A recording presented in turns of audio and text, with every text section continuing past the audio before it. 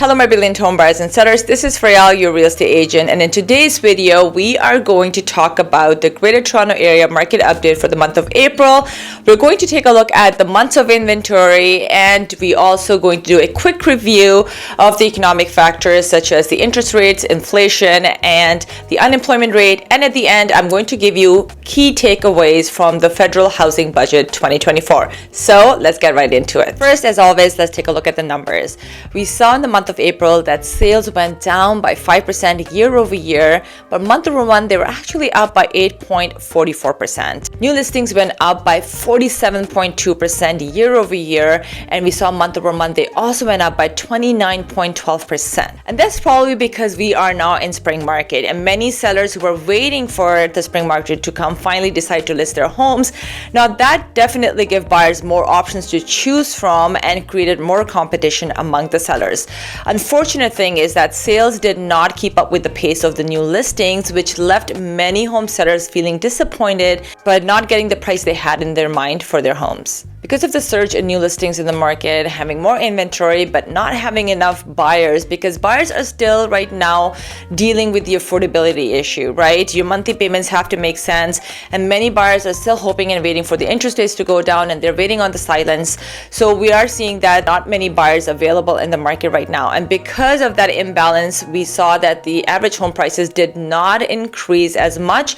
Year over year, we only saw an increase of 0.3%. However, it's not all that bad news for sellers. We did see that month over month prices did go up by 3.08%. Average days to sell a property is pretty much the same. We are hovering anywhere between 19 days to 20 days. However, it's a completely different story if you are in the condo market. It is taking a lot longer because we have a lot more condos available in the market. There's more competition, and it is taking you anywhere from, on average, from 30 to 35 days. So if you are someone who is a condo owner and looking to put your home for sale, just be ready that it might not be a quick sale. It will take you some time to move your home. Now let's take a look at the months of inventory in different regions of the Greater Toronto Area. So looking at the TREB report for month of April, also know that this you can get it online easily. It is publicly available. You can simply type in Google and we'll be able to download the report. Take a quick look at what's going on months of inventory. Overall, in the GTA, we are sitting at 2.6 months of inventory, which is a great news because up until recently, it was only 2 months of inventory. So we're definitely moving more towards a balanced market. In some regions, we are already in balanced market and moving towards buyer's market. So in Halton region, we are sitting at 2.2. Oakville has the highest months of inventory. In Peel region, we are sitting at 2.7. Highest is in Caledon. In City of Toronto is 2.9, with highest being the Central, which is 3.6. Now, Toronto Central is dominated by condo apartments. As I was talking earlier, we have a lot more inventory when it comes to condo apartments. In York region, we are sitting at 2.6. In Vaughan, we are actually at 2.7. In Richmond Hill, 2.9. Also in King City, 5.4. In Durham region has the lowest months of inventory. We're still at 1.7, so it is hot sellers market in Durham region. However, in Dufferin County, which is Orangeville, we're sitting at 2 months of inventory. Simcoe County, 3.6. So if you're someone who is thinking of buying or selling and you are in a certain region, because keep in mind different neighborhoods and different types of home can have different markets going on at the same time. For example, in condo market, we are very well in balanced market and moving towards buyer's market. However, semi is still pretty hot and it's still sitting in seller's market. So if you is focused on certain area and certain type of home, reach out to me and I'm able to get that number for you, because as a seller and buyer, it's important for you to understand what type of a market going on in the area you're in to really decide and to figure out what best strategies to use moving forward. Next up is the economic factors. Number one on the list is inflation rate, where we're sitting right now at 2.9%, which is very well in our goal, which we aimed for to be anywhere from 2 to 3%, which is a great news. However, are we able to stay here or go lower in the next future? That's a big question on everyone's mind. But we know that the implementation of the carbon tax and high gas prices might change that inflation rate to go up. But interesting enough, we do know that the rent prices that were a major contribution in our inflation rate to go higher in the past have gone down recently as well. So it will be very interesting to see what will happen. The next announcement for the inflation rate is on May 21st, so keep an eye out for that. Next up is interest rates. So the policy rate right now is sitting at 5%. The next announcement for Bank of Canada is June 5th. But if the inflation is going to go higher, which we will find out on May 21st, the probability of the interest rates to go down this year are looking pretty low. Next up is the unemployment rate, which we are sitting right now at 6.1%. Unemployment rate combined with the inflation rate, we will be able to get a better picture of what is most likely to happen with our interest rates coming up on June 5th. Now let's dive into the key takeaways from the 2024 federal housing budget, which is aiming to unlock nearly 3.9 million homes by 2031. And this is how they're planning to do this. Number one is revamping neglected federal buildings into residence is a key focus of this. The budget is outlining allocating $1.1 billion over a decade to convert half of the federal office spaces into living spaces. Another initiative involves utilizing Canada Post sites for housing projects. With over 1,700 locations nationwide, these properties could serve dual purposes by accommodating new residents while keeping postal operations intact. So you will have residents, and probably underneath you also have Canada Post running.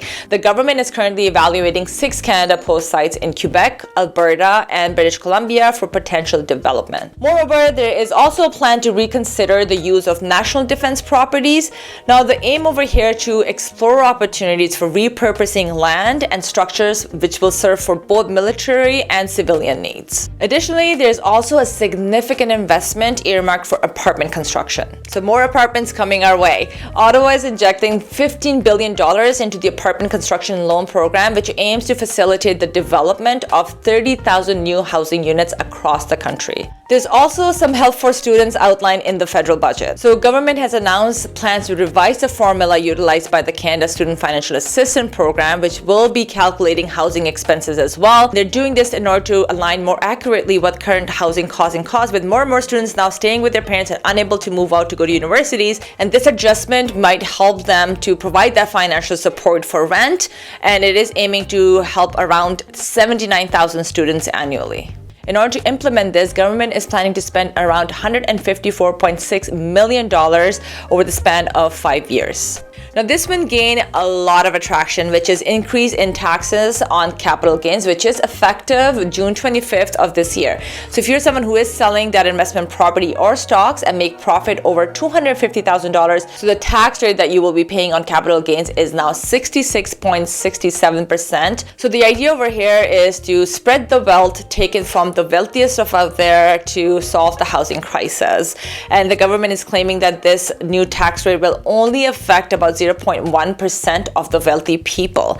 However, I don't think that is going to be the case, because there are a lot of people out there who probably 10 years ago, 20 years ago, with their hard-earned money, bought that one investment property which has appreciated a lot over the years, who are now thinking of selling their property, and they most likely will make that $250,000. And I feel the pain is going to be felt, especially by those people who worked so hard and made that money, and now they'll be paying so much in taxes. And there's also $200 million launched for the Housing Enabled Water Systems Fund. It is an initiative that is aiming to repair the drinking water, wastewater, stormwater infrastructure. So this fund is aiming to help the municipal housing infrastructure program in order to help and plan municipalities expand their services before they start building more houses in those areas. Then we have some of the unclear initiatives that are proposed, and there's still more talks going on about that.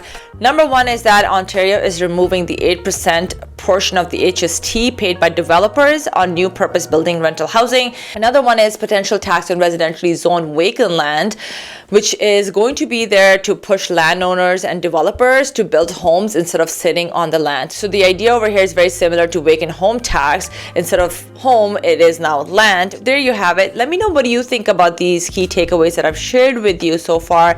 What do you think about capital gains? I shared my view. I think increasing that will definitely harm more than just 0.1% of the wealthy. It will also really affect the middle class. Also, another thing that I didn't feel really good about it is the tax on the vacant land. I personally think if you own a piece of land, it should be your choice what you want to do with it and not be forced to build a home on it.